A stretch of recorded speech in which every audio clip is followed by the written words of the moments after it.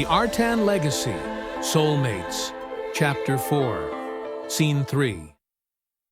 It was not only the raw power of the Artan Legacy that gripped the imaginations of all who feared it, the ability to conjure fire or hurl lightning. Such spectacles, though dazzling, could be matched by simple tools of iron and powder, more efficient and less taxing than years of laborious study.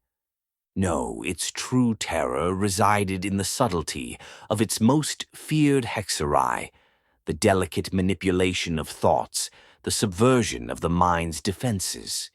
This was the kind of arcana that could turn the most stalwart of men into unwitting accomplices in their own downfall, the art that left so many Magians branded as outlaws, their heads hunted for the clever crimes they committed in shadows. We needed a victim, someone to demonstrate this darker facet of Aufelia to Princess. Though she did not yet grasp the full scope of what I intended, she had already determined who it should be. Without revealing specifics, I enlisted the aid of an errand boy roaming the West Wing's corridors, instructing him to summon Raiya with urgent news.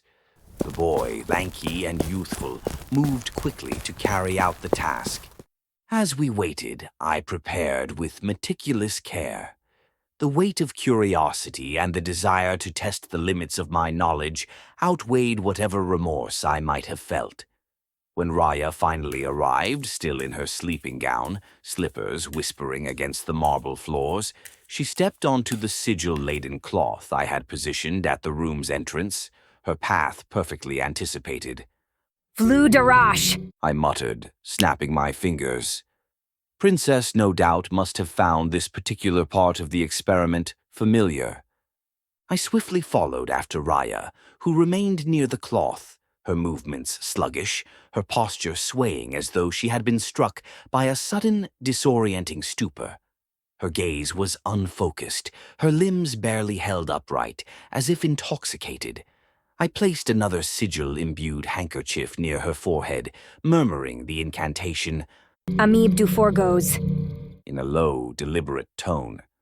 Raiya responded exactly as expected, and I was overcome with a surge of exultation.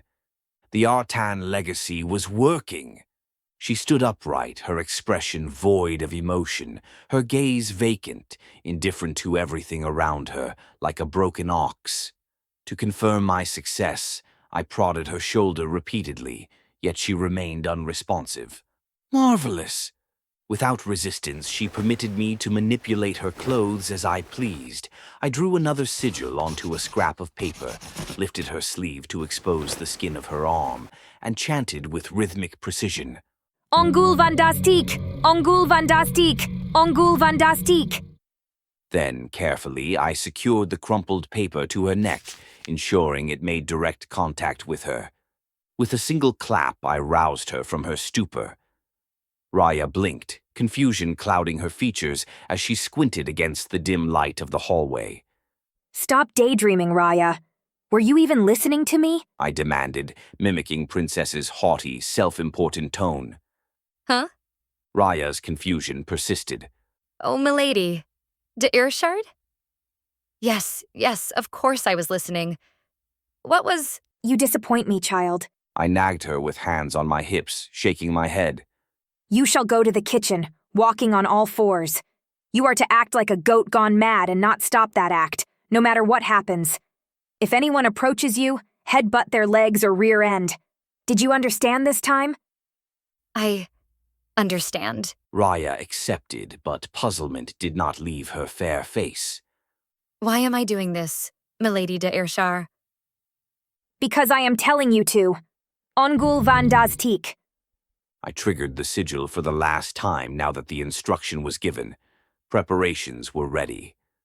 Raiya dropped to her hands and knees, emitting a bleat that echoed eerily in the corridor. Princess and I stifled our laughter, though it was difficult. I kept a safe distance to avoid any unwanted headbutts, watching in silent amusement as she obeyed my commands with mindless determination. What just happened?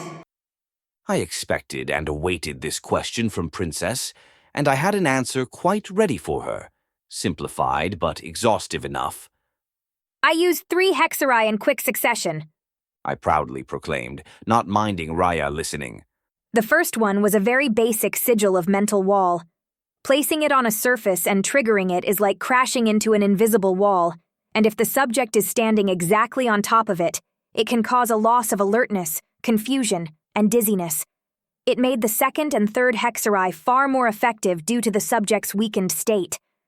With me so far? So you can use arcana with my body. That is incredible, Dubart! Why are we even bothering with faking a will? Artalar is a sure way to become filthy rich without even trying, She suggested.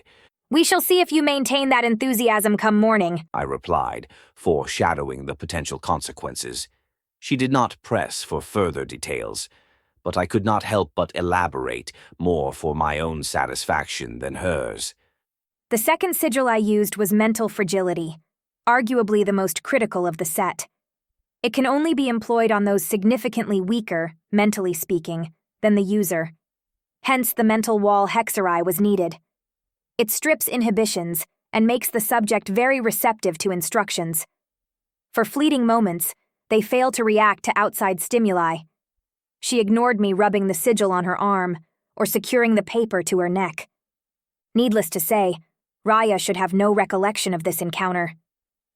Something has been bothering me for a while, Dubart, Princess reasoned when I left a slight pause to catch my breath. I distinctly remember stepping over a piece of cloth with something weird drawn on it going into your room. You snapped your fingers and said some words back then. Correct.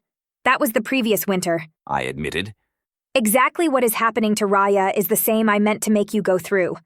Obviously, it did not work. You were immutable before my powers. You little piece of... She censored herself before finishing. That was for slapping you back then, wasn't it? My right eye went blind for the entire night, Princess. I was convinced to be left with only one functional eye on top of everything else. You called me a harlot, She said as if that was an excuse. You were behaving like one. But enough. The third sigil was taught to me by a traveling magian, one of the most dangerous techniques in existence if he is to be believed.